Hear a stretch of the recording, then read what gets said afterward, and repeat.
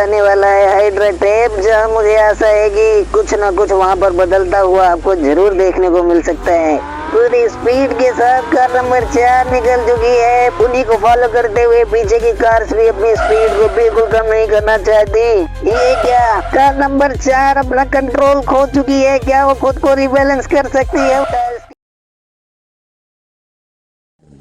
दिल थान के बैठिए, क्योंकि ये 15 गाड़ियां चलती फिरती रॉकेट हैं जो रोड पर आज आपको जश्न का मौका देने वाली हैं। चलिए, शुरू हो गया।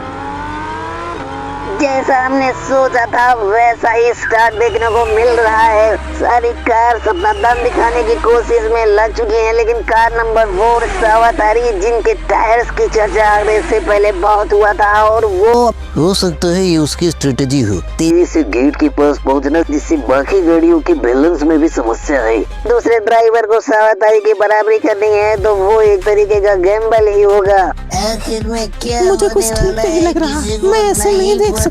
चलिए मजा लेते हैं। रेस स्टार्ट हो गई है। हमारे बच्चों ने इसके लिए बहुत मेहनत की है, हमें उनका साथ देना चाहिए। हमारे बच्चे सही कह रहे हो कनाता और रेन, तुम पर हमें नाज है। सावतारी अभी भी लीड बनाकर चल रहे हैं और उनकी स्पीड जरा भी कम नहीं हो रही। जल्द ही आने वाला है हाइड्रा टेप, जहाँ मुझे आशा है कि कुछ न कुछ वहाँ पर बदलता हुआ आपको जरूर देखने को मिल सकता है।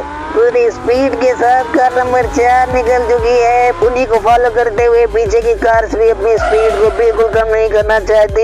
ये क्या, कार नंबर 4 अपना कंट्रोल खो चुकी है? क्या वो खुद को रिबैलेंस कर सकती है? टायर्स की ग्रिप खत्म हो गई है और वो अपने आप को बैलेंस नहीं कर पा रहे हैं। ग्रिप बनाओ। सावतारी कंट्रोल खो चुका है। मुझे राइट जाना चाहिए या लेफ्ट? राइट। ये क्या? ये सबके लिए बहुत बड़ा उलटफेर होता है। कार नंबर 4 के कारण पीछे की कार से निकलना था और बैकएंड दोनों उस ट्रैक में आ जाते हैं और बाकी सारी कार्स आसानी से आगे निकल जाती है। लोग बात करते हैं पानी के कारण टायर्स की ग्रिप्स नहीं बन पाई, जिसके कारण सावतारी अपने कंट्रोल को खो दिए और सही डिसीजन न लेने के कारण वो दोनों भी। लेकिन तभी कनाता और बैकएंड के बीच में कोऑर्डिनेशन होता है और वो अपनी कार्स को बहुत ही सुप्रीम तरीके से बाहर निकालते हैं। ये भी एक अपने आप में कला होती है। बहते हुए पानी के बीच में खुद को ढालना किसी के बस की बात नहीं होती है। सावतारी की गर्लफ्रेंड भी दिखाई देती है। उसके इस इंसिडेंट से खुद को ही कोसती है कि शायद कल मैंने उसे बहुत ज्यादा परेशान कर दिया, जिसके कारण उसका ध्यान नहीं था और शायद वो इस रेस में इस स्टेज पर आ चुका है। सावतारी अभी सबसे लास्ट कार बन चुका है। क्या मजाक है। वैसे मैं कभी डिनाई नहीं करूंगा कि गलती मेरी नहीं थी। इसके बावजूद भी मुझे एक अच्छा चांस मिला है। जितना दिमाग में प्रेशर था वो सब हट चुका है। अब चिल माइंड के साथ मैं रेस करने वाला हूँ। यहाँ से मुझे ज्यादा कुछ नहीं, बस कुछ कारों को ही ओवरटेक करना है। वैसे भी मेरे पास में पोल पोजीशन बोनस तो पहले से ही है, तो अब मेरे पास मौका है ओवरटेक करके कुछ पैसे कमाने का।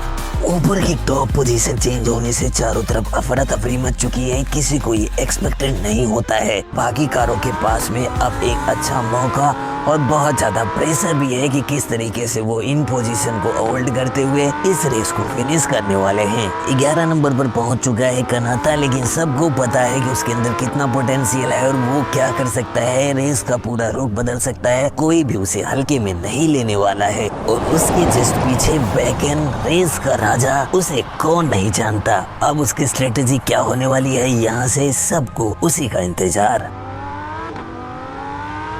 मेरा दिमाग यहाँ काम नहीं कर रहा, समझ नहीं आ रहा मैं यहाँ से क्या करूँ। सीना के बूथ से सीना को मैसेज दिया जाता है कि 6 लैप हैं, तो अभी से तुम इतना ज्यादा अफरा तफरी मत करो। अपने टायर्स को बचा कर रखो, अपनी स्पीड को स्टेबल बनाकर चलो, जिससे टायर थोड़े कम खर्च हो। वो भी डरा हुआ है क्योंकि अभी वो इस समय रेस में पहली पोजीशन को होल्ड किए हुए है। वो एहसास उसके लिए नया है, नहीं समझ में आ रहा है कि इसके साथ कैसे डील करना है। सीना की स्पीड थोड़ी सी कम हो जाती है पीछे। एमा उसे आसानी से क्रॉस कर सकती है, लेकिन उसे भी पता है कि रेस बहुत लंबी है, स्प्रिंट नहीं है, तो वो आसानी से बाद में उसे क्रॉस कर सकती है। अभी केवल उसके साथ टाइम पास करना है। दृश्य बदलता है। जरा नजर उठाकर देखिए उन बड़े नंबर्स को जो पहले और दूसरे पायदान पर आपको दिखाई दे रहे हैं। दोनों इस रेस के लिए नए हैं और उनके लिए ये नंबर हजम करना थोड़ा सा मुश्किल जरूर होगा। कनाडा के पास में ये बहुत अच्छा मौका है। उनके दोनों कंपटीटर पीछे हैं और सामने नए ड्राइवर्स हैं। इसका इस्तेमाल करके वो आगे निकल सकते हैं। तुम्हें जो दिखाई दे रहा है उसे देख रही हो, पीछे की चीजें नहीं। बैकन को इस किंग के ऐसे ही नहीं कहा जाता। पिछले कुछ सालों में हमने देखा है कि वो क्या कर सकता है।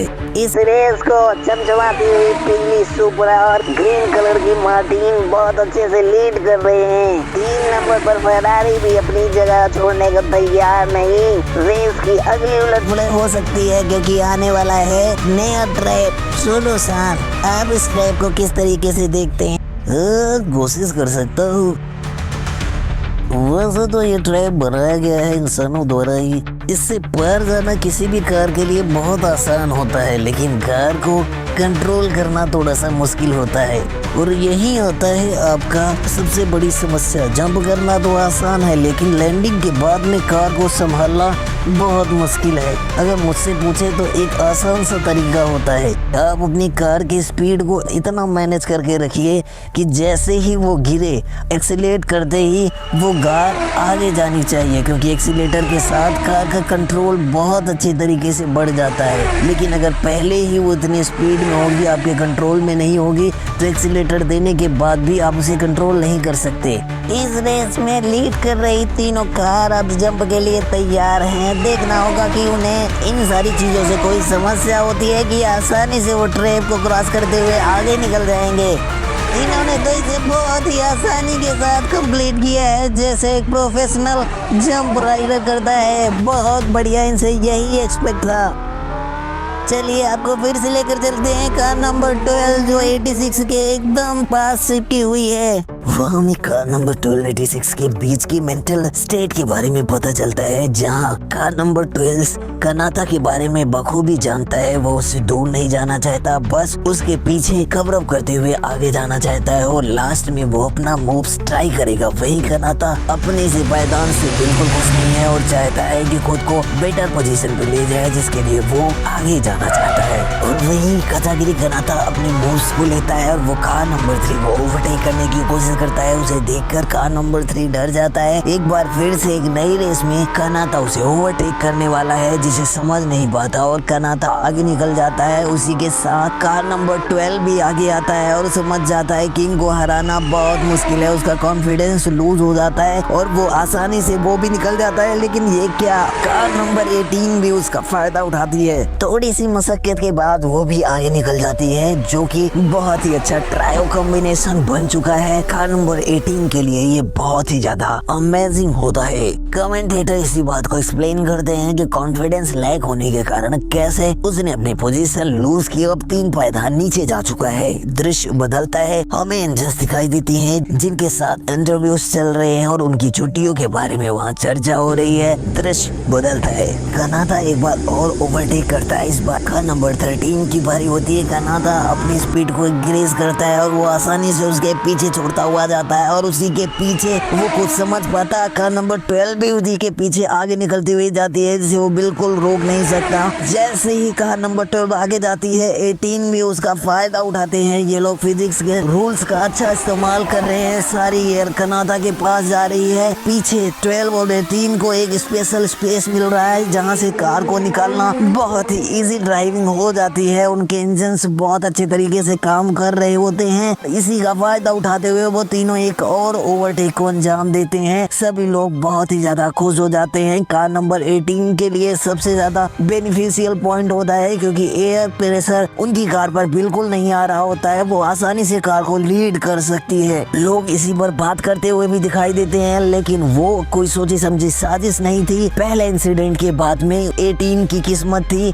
जो कनाता और 12 उनके आगे आ गए। इसी के साथ आज का एपिसोड होता है खत्म। मिलते हैं कल नए एपिसोड के साथ। देखते हैं कि कौन जीतेगा रेस में, किसकी होगी ट्रॉफी। तब तक हमारे साथ बने रहिए। Bye bye, see you.